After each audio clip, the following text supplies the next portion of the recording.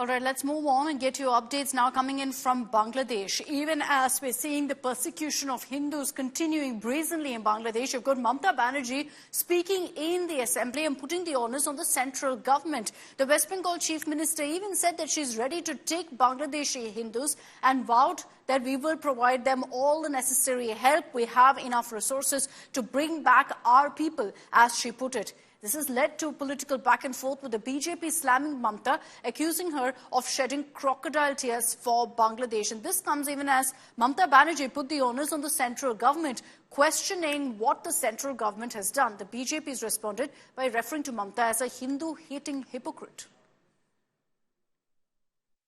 মুখ্যমন্ত্রী বিধানসভায় একটু আগে বলছেন ভারত সরকার পিসকিপিং ফোর্স জাতিসংঘকে দিয়ে পাঠান। মাননীয়া ফালাকাটায় দুর্গা মণ্ডপে ঢুকে যখন জিহাদিরা বলল শাক বাজাবেন না, উলুধ্বনি দেবেন না, ঢাক বাজাবেন না, কোথায় ছিল আপনার পুলিশ? গার্ডেন দিচ্ছে দুর্গা মণ্ডপে ঢুকে বলল গীতা পাঠ, চণ্ডী পাঠ, মন্ত্র উচ্চারণের মাইক বন্ধ করো, কোথায় ছিল আপনার police?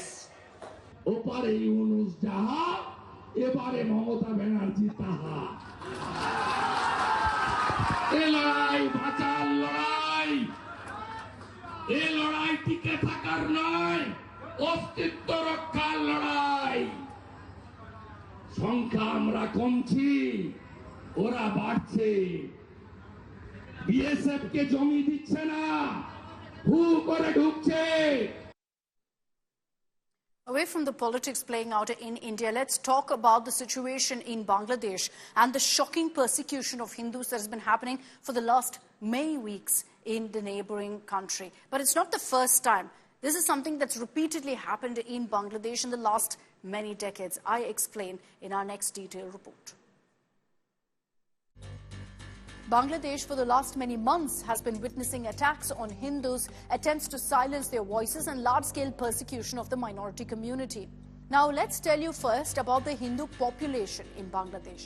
Hindus account for just about 7.95% of the total population in Bangladesh.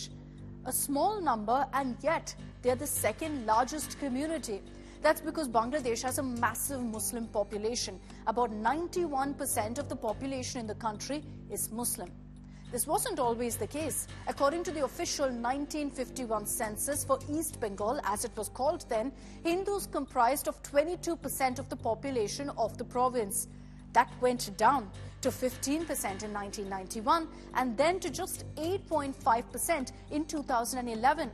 11 years later, in the 2022 census, that number is at 7.95%. Many believe that the reason for the Hindu population decline in Bangladesh is because of what we're seeing right now, the persecution of this religion. And this has happened despite clear constitutional provisions that ensure freedom to practice one's religion. And that brings us to the question, is Bangladesh a secular nation? Bangladesh is an Islamic nation. Islam was made the state religion of Bangladesh only in 1988. It overturned the 1971 constitution, which had declared Bangladesh, much like India, as a secular state. But while Bangladesh is an Islamic nation, there are provisions. There's Article 41 in their constitution that recognizes other religions, that recognizes and gives citizens the right to practice their religion. Far from reality, though, which brings us to the next question. Have Hindus always been targeted in Bangladesh? The answer, unfortunately, is yes. Some of the worst anti-Hindu agitations took place during the late 1980s and the 1990s. For example, in November 1990, during the Babri movement in Ayodhya, ripples were felt in Bangladesh as well, as mobs set fire to Hindu temples in Chittagong and Dhaka, the same districts that are seeing the maximum attacks against Hindus even today. Let's tell you about some of the worst attacks on Hindus in Bangladesh and take you back to 1950, when a massacre took place on board a train. Referred to as the Anderson Bridge Massacre, attackers boarded a train from both ends along the bridge, singled out and killed most of the Hindus on board the train. The compartments were locked, the train was stopped, and Hindus' throats were slit, their bodies thrown into the river. 21 years later, in 1971, another massacre of Hindus took place in Dhaka, as Hindus living around the Ramna Kali temple were killed during the Indo-Pakistan War. Nearly 250 Hindus were killed and the temple set on fire in this horrifying incident. And what I'm talking about, these are just two of the many documented massacres that Hindus have been subjected to in the last many decades in Bangladesh. And shockingly, even in the 21st century, this is continuing. So why is it happening now? Why are Hindus being targeted now? On August 5th, the then Prime Minister of Bangladesh, Sheikh Hasina, fled from her country despite being in power for 15 years. It was a result of her facing protests over a proposed quota system by her government. Her escape to India plunged Bangladesh into a crisis, and 3 days later, Mohammad Yunus took over as the interim head of the government. Yunus is a renowned economist and civil society leader and was even awarded the Nobel Peace Prize in 2006. The irony of it all, considering it's now under Yunus that Hindus are being persecuted in this manner.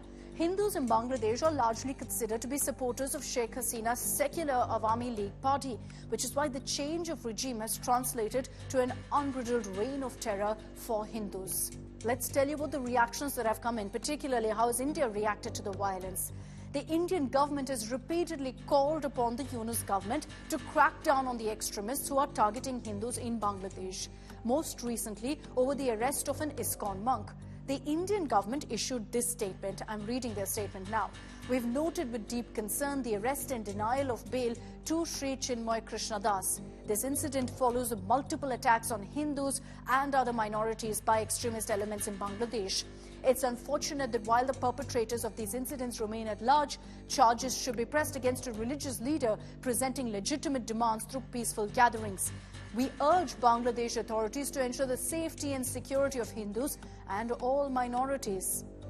So like India has spoken out, have other countries too? Has there been global concern?